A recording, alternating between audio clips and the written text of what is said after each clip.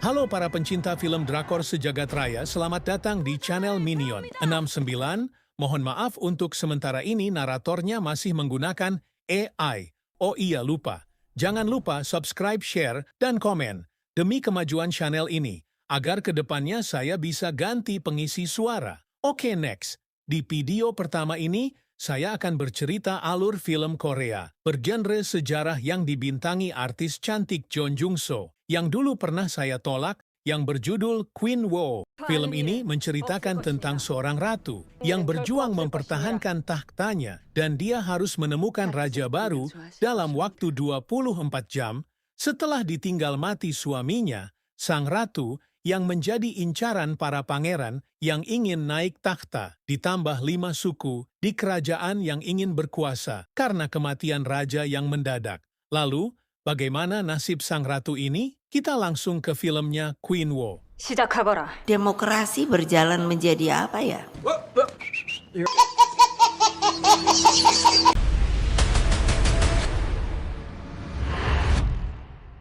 Siang itu, seorang ratu kerajaan yang menyamar dan menutupi identitasnya mendatangi pandai besi terbaik yang ada di wilayah kerajaannya untuk meminta menyambungkan kembali sebuah pedang yang sudah patah. Namun, karena pedang itu merupakan pedang keramat yang bahkan masih tajam meski sudah patah dan berkarat, si bapak pandai besi pun meminta waktu 2 bulan untuk bisa memperbaikinya. Karena pedang itu adalah pedang yang sangat berharga untuknya, ia pun memberi bayaran tinggi dan meminta pada pandai besi itu agar bisa diselesaikan secepatnya. Di perjalanan kembali ke istana, sang ratu tiba-tiba mendapat sedikit gangguan dari beberapa preman setempat. Mereka tidak mengetahui bahwa wanita yang mereka ganggu itu adalah ratu dari kerajaan mereka. Namun, ketika beberapa prajurit datang memanggil sang ratu, seketika mereka pun langsung memohon ampun karena ketidaktahuan mereka. Ratu Wuhi, istri dari Raja Gogukcheon yang merupakan raja ke-9 dari kerajaan Goguryeo ini, di samping parasnya yang sangat cantik, dia pun sangat baik terhadap rakyatnya, sehingga para preman-preman ini pun dia lepaskan. Kemudian scene berpindah pada medan pertempuran, di mana saat itu Raja Gogukcheon atau Raja Gonamu bersama komandan perangnya yang bernama Mughal sedang berjuang merebut kembali wilayah yang diambil oleh dinasti Han dari pemerintahan raja sebelumnya. Perang panjang yang berlangsung selama 18 tahun lamanya ini membuat sang raja harus menghabiskan waktunya di medan pertempuran setelah penobatannya pada tahun 179 Masehi. Dan selama meninggalkan istana, Goguryeo dipimpin oleh sang ratu bersama Perdana Menterinya, sehingga menyebabkan otoritas barat pun menginginkan kekuasaan di kerajaan tersebut. Saat itu, di salah satu tenda prajurit Goguryeo, seorang dukun agung kerajaan yang bernama Sabi sedang melakukan sebuah ritual yang dilakukan guna meramal hasil peperangan yang sedang terjadi.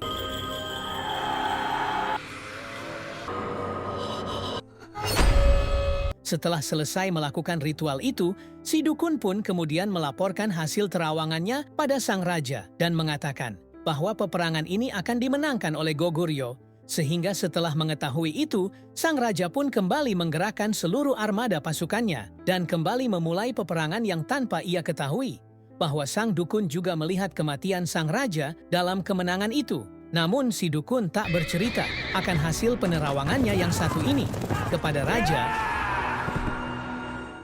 Sementara di istana, Perdana Menteri Kerajaan yang bernama El Paso sedang diprotes oleh ke-5 suku kerajaan karena kebijakan sang ratu yang sudah membagikan makanan gratis pada rakyat miskin. Mereka menganggap bahwa kebijakan itu sudah menyia-nyiakan keuangan negara. 신대법을 파하는 일은 없을 것이니라. Namun, sang ratu yang tidak hanya cantik, juga dikenal sangat tegas akan peraturan dan kebijakannya, membuat para 5 suku ini tidak mudah bisa menentangnya. 결코 없을 것이니라. Sehingga, di belakang sang ratu, mereka pun menunjukkan ketidakpuasan mereka selama dipimpin oleh sang ratu dan Perdana Menteri El Paso. Karena kepergian raja yang sampai bertahun lamanya membuat mereka pun menginginkan kekuasaan, ditambah sang ratu yang hingga kini ia masih belum dikaruniai seorang keturunan untuk mewarisi tahta kerajaan Goguryeo.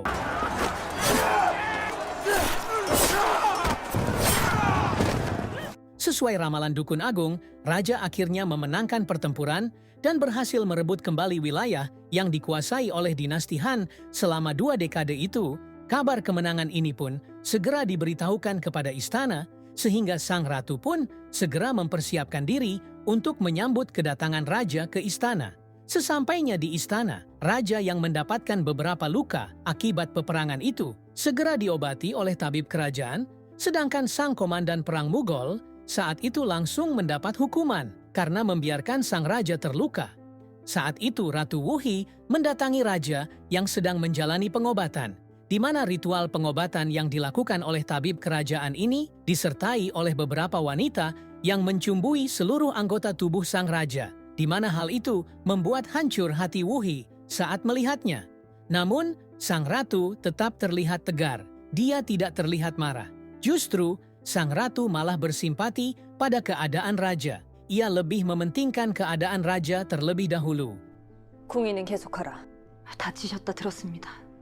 Ternyata, ritual tadi sengaja dilakukan oleh Raja Gonamu atas saran Perdana Menteri El Paso, yang bertujuan agar Ratu Wuhi menjauhi sang raja. Hal itu terungkap saat raja berbicara dengan El Paso. Saat itu raja bertanya pada El Paso atas tindakannya. El Paso menjawab, semua ini dilakukan demi melindungi sang ratu, karena kekuasaan akan kembali pada sang raja, sedangkan Ratu Wuhi diincar oleh banyak orang untuk dilengserkan. Sementara, di aula istana kerajaan sedang diadakan sebuah penyambutan kedatangan raja. Sayangnya, karena ketiadaan raja membuat kelima suku membicarakan keadaan kondisi raja yang memburuk akibat luka dari peperangan. Hal itu membuat kepala suku wilayah barat yang bernama Hadaibu mempertanyakan hal tersebut pada sang ratu. Namun, Ratu Wuhi menepis semua tuduhan tersebut.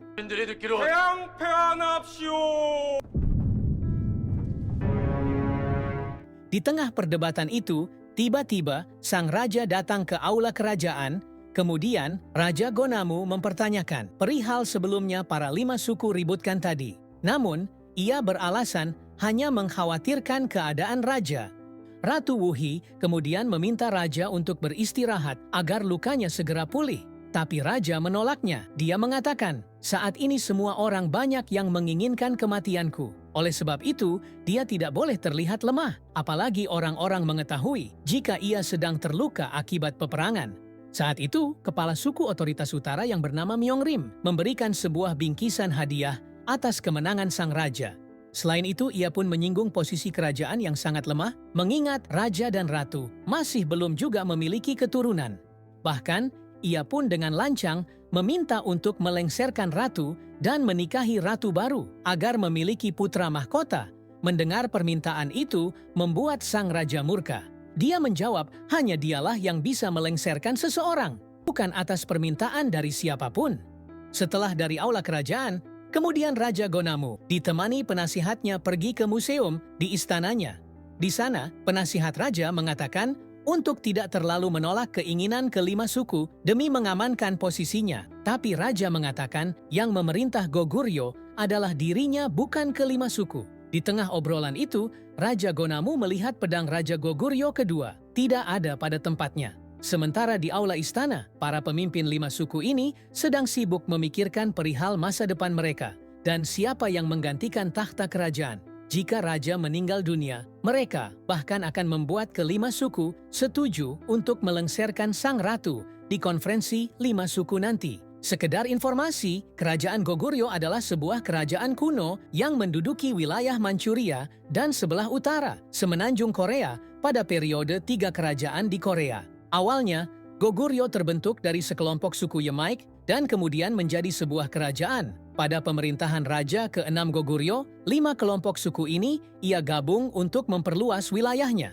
Sehingga, kelima suku ini pun akhirnya saling berebut kekuasaan untuk menyandingkan mereka dengan keluarga kerajaan agar putri-putrinya bisa menjadi ratu dan keturunannya bisa menjadi raja.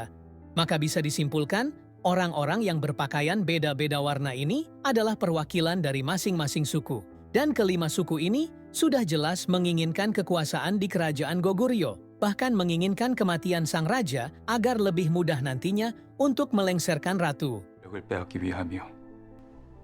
Saat itu Raja Gonamu mendatangi istrinya. Sang raja mengatakan, jika ia berencana akan melengsarkan ratu karena ia tidak ingin melihatnya terluka oleh kejamnya orang-orang yang haus tahta kekuasaan. Kemudian scene berpindah ke masa ketika raja dan ratu masih anak-anak. Saat itu Wuhi, yang memang sedari kecil adalah anak yang pemberani, mencoba menolong Gonamu kecil yang sedang diganggu oleh beberapa orang dewasa akibat keluar dari istana dan menyamar menjadi Akamsi. Setelah kejadian itu, Gonamu kecil dibuat penasaran dengan gadis yang sudah menolongnya itu. 8 tahun kemudian, bahkan ketika sudah remaja, Wuhi masih sibuk mengasah ilmu bertarungnya. Bahkan Wuhi bercita-cita menjadi seorang jenderal perang. Berbeda dengan kakaknya Wuson, ia malah bercita-cita ingin menjadi seorang ratu kerajaan. Suatu hari, kediaman Wuhi didatangi utusan kerajaan. Mereka meminta pada keluarga Wu agar anak perempuannya dinikahkan dengan putra kedua, Raja Goguryeo. Saat itu, ayah Wuhi menunjuk Wuson, putri pertamanya. Namun Wuson menolaknya karena beranggapan ia tidak bisa menjadi ratu karena menikah dengan putra kedua. Pernyataan itu membuat paman Wuson marah, bahkan hampir menebaskan pedang padanya. Karena menurut paman Wuson, jika mereka menolak, itu sama saja membinasakan keluarga Wu. Melihat pertikaian yang terjadi, Wuhi pun melerai mereka dan menyatakan bahwa dia yang akan menikahi pangeran kedua. 둘째 왕자와 혼인할게요. Sehingga di hari yang sama, Wuhi bersama kakaknya diantar prajurit kerajaan untuk bertemu sang pangeran. Saat pertemuan itulah, Wuhi langsung jatuh cinta pada pangeran kedua. Dan sejak saat itu pula, Wuhi tinggal di istana kerajaan dan menikah dengan pangeran kedua kerajaan Goguryeo. 개화만 하고 그대 역시 왕잡이라고나 하나. Pangeran kedua kemudian diangkat menjadi raja ke-9 dan otomatis Wuhi yang merupakan istri dari Gonamu menjadi ratu kerajaan Goguryeo, sedangkan putra mahkota atau putra pertama kerajaan yang seharusnya menjadi raja berikutnya justru malah diasingkan. Wuson yang dulu bercita-cita menjadi ratu sekarang malah menjadi ketua pelayan kerajaan. Saat itu Wuson mencoba menggoda raja agar bisa menduduki tahta Ratu Wuhi. Sayangnya Raja Gonamu langsung menolaknya. Penolakan itu membuat Wuson marah dan mengamuk di kamarnya. Dukun Agung Sabi yang melihat Wuson saat itu mencoba menggoda Wuson dengan mengatakan jika Wuson bisa menjadi ratu dan raja bisa jatuh cinta kepada Wuson. Jika di Indonesia ada yang namanya jaran goyang, buluh perindu, bahkan sarung wayang punya saya yang berjumel syarat dan pantangannya, Dukun Agung Kerajaan Goguryeo ini memiliki ramuan yang bisa membuat raja jatuh cinta pada Wuson. Syaratnya, Dukun Agung meminta pada Wuson untuk memberikan ramuan itu cukup 1 tetes saja pada minuman yang biasa diberikan kepada raja. Tapi saat itu, Wuson malah memberikan 3 tetes ramuan itu pada minuman sang raja. Setelah itu dia memberikan minuman yang sudah tercampur ramuan tadi pada bawahannya untuk diberikan pada sang raja. Namun, tanpa sepengetahuan Wuson, saat itu Dukun Agung Sabi juga mencampurkan ramuan itu pada minuman Wuson. Sehingga, setelah meminum minuman yang sudah tercampur ramuan itu, Wuson pun langsung digerayangi oleh sang Dukun Agung.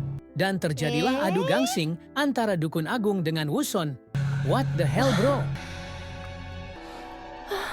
Sementara di sisi Wuson, ia malah berfantasi dengan sang raja. Efek dari 1 tetes ramuan tadi.